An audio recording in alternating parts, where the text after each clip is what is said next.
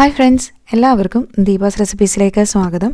ഇന്ന് നമ്മൾ ചെയ്യുന്നത് ചോറിൻ്റെ കൂടെ കഴിക്കാൻ പറ്റുന്ന ഒരു ഒഴിച്ചുകറിയാണ്. ഈ ഒരു കറി മാത്രം തന്നെ ഉണ്ടെങ്കിൽ ചോറിന് പ്രത്യേകിച്ച് കൂട്ടാനൊന്നും വേണ്ടി വരില്ല. അപ്പോൾ നമ്മളിത് തയ്യാറാക്കുന്നത് വഴുതനങ്ങ വെച്ചിട്ടാണ്. ഏത് രീതിയിലുള്ള ചെറിയ വഴുതനങ്ങയോ അല്ല ഇതേപോലെ വലുതായിട്ടുള്ളതോ വെച്ചിട്ട് നമുക്കിത് തയ്യാറാക്കിയെടുക്കാം.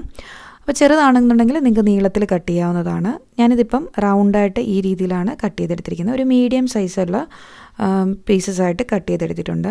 ഇനി ഇതിലേക്ക് കുറച്ച് മസാലകൾ ചേർത്ത് കൊടുക്കണം. അപ്പോൾ ഞാനിവിടെ ചേർക്കുന്നത് വളരെ ബേസിക് ആയിട്ടുള്ള മുളക് പൊടി, മഞ്ഞൾപ്പൊടി, ഗരം മസാല, പിന്നെ കുറച്ച് ഉപ്പ്, ഇത്രയും സാധനങ്ങളാണ് ചേർക്കുന്നത്. നിങ്ങൾക്ക് വേണമെങ്കിൽ ഇതിലേക്ക് ഇഞ്ചിയും വെളുത്തുള്ളിയും പേസ്റ്റോ അല്ലെങ്കിൽ ചതച്ചതോ വേണമെങ്കിൽ ചേർത്ത് കൊടുക്കാവുന്നതാണ്. ഇല്ലാതെ ഈ ബേസിക് മസാല വെച്ച് വേണമെങ്കിലും ചേർക്കാം. കുരുമുളക് പൊടിയും വേണമെങ്കിൽ എരിവ് വേണമെന്നുണ്ടെങ്കിൽ നിങ്ങൾക്ക് ചേർക്കാവുന്നതാണ്. ഇനി ഇതിലേക്ക് ഒരു സ്പൂൺ വിനീഗർ കൂടി ചേർത്ത് കൊടുത്ത് ഇത് നന്നായിട്ട് ഈ വഴുതനങ്ങയുടെ പീസിൽ ഈ മസാല എല്ലാം നമുക്കൊന്ന് തേച്ച് പിടിപ്പിക്കാം.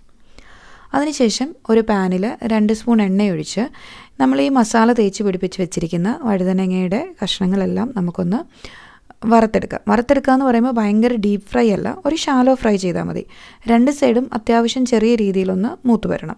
നമ്മുടെ മസാലയൊക്കെ ചെറുതായിട്ടൊന്ന് കളറ് മാറി വരും. ഒരുപാട് ബ്രൗൺ കളറോ അല്ലെങ്കിൽ ബ്ലാക്ക് കളറോ ആവണ്ട. ഒരു മീഡിയം ടു ലോ ഫ്ലെയിമിലിട്ട് ഈ ഒരു രീതിയിൽ മസാലകൾ ചെറുതായിട്ടൊരു ബ്രൗൺ കളറ് ആയി വരുന്ന സമയത്ത് ഇത് കറക്റ്റ് പാകമാണ്. അപ്പോൾ 2 സൈഡും ഈ ഒരു രീതിയിൽ നമ്മൾ കുക്ക് ചെയ്തെടുക്കണം. അപ്പോൾ എല്ലാ പീസസും ഇതേപോലെ 2 സൈഡും കുക്ക് ചെയ്ത് എടുത്ത് റെഡിയായി വന്നിട്ടുണ്ട്. ഇനി നമ്മൾ ചെയ്യുന്നത് ഇതിലേക്ക് തൈര് ചേർത്ത് കൊടുക്കുകയാണ്. അപ്പോൾ തൈര് ഞാനിവിടെ നല്ല കട്ട തൈരാണ് എടുത്തിരിക്കുന്നത്. ഇത് നിങ്ങൾക്ക് 2 രീതിയിൽ ചെയ്യാം. ഇപ്പോൾ നല്ല തിക്കായിട്ടുള്ള ഒരു കറിയായിട്ടാണ് വേണമെന്നുണ്ടെങ്കിൽ ഞാനിപ്പോൾ ചെയ്യുന്നത് പോലെ നല്ല കട്ട തൈര് ചേർത്ത് കൊടുക്കാം.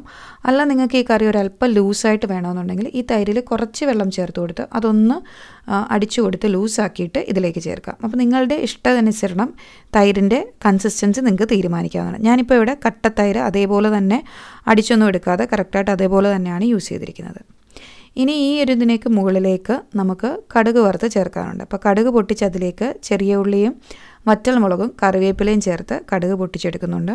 അതിനുശേഷം അവസാനം തീ ഒന്ന് ഓഫ് ചെയ്തിട്ട് ഫ്ലെയിം ഓഫ് ചെയ്തതിന് ശേഷം അതിലേക്ക് കുറച്ച് മുളക് പൊടി കൂടി ചേർക്കുന്നുണ്ട്.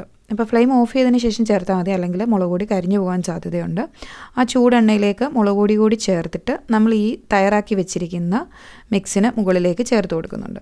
അപ്പോൾ മുളക് പൊടി കൂടി ചേർക്കുമ്പോൾ നല്ല ഭംഗിയായിരിക്കും നമ്മുടെ കറി കാണാനായിട്ട്. ഇനി ഇത് നല്ലതുപോലെ ഒന്ന് മിക്സ് ചെയ്ത് കൊടുക്കുക. നമ്മൾ ഏറ്റവും അടിയിലാണ് നമ്മൾ ഫ്രൈ ചെയ്ത് വെച്ചിരിക്കുന്ന വഴുതനങ്ങയുടെ പീസസ് ഉള്ളത്. അപ്പോൾ അതും തൈരും ഈ കടുക് വറുത്തതും എല്ലാം കൂടെ ഒന്ന് നല്ലതുപോലെ മിക്സായി വരണം. അത്രയേ ഉള്ളൂ. നമ്മളുടെ വളരെ എളുപ്പത്തിൽ തയ്യാറാക്കാൻ പറ്റുന്ന കറിയാണിത്. ഇവിടെ റെഡി ആയിട്ടുണ്ട്. ചോറിൻ്റെ കൂടെ ഈ ഒരു കറി മാത്രം തന്നെ മതി. നല്ല ടേസ്റ്റാണ് ഇത് കഴിക്കാനായിട്ടുള്ളത്. അപ്പം നമ്മുടെ സോഷ്യൽ മീഡിയയിൽ വളരെ ട്രെൻഡിങ് ആയിരുന്നു ഈ ഒരു ഇടയ്ക്കൊരു സമയത്ത് ഈ ഒരു കറി. അപ്പോൾ അത് വെച്ച് നോക്കിയപ്പോൾ നല്ല ടേസ്റ്റി ആയിട്ടുള്ളൊരു കറിയാണ്. അപ്പോൾ തീർച്ചയായിട്ടും നിങ്ങൾക്ക് ഇത് ട്രൈ ചെയ്ത് നോക്കാവുന്നതാണ്. ചോറിന് മറ്റ് കറികളൊന്നും തന്നെ വേണ്ടി വരില്ല. അപ്പോൾ ഇന്നത്തെ വീഡിയോ ഇഷ്ടപ്പെട്ടുണ്ടെങ്കിൽ വീഡിയോ ലൈക്ക് ചെയ്യാനും ഷെയർ ചെയ്യാനും മറക്കാതെ ഇരിക്കുക. അതോടൊപ്പം തന്നെ നിങ്ങൾ ചാനൽ സബ്സ്ക്രൈബ് ചെയ്തിട്ടില്ല എന്നുണ്ടെങ്കിൽ താഴെ കാണുന്ന സബ്സ്ക്രൈബ് ബട്ടൺ ക്ലിക്ക് ചെയ്ത് ചാനൽ സബ്സ്ക്രൈബ് ചെയ്യുക. താങ്ക്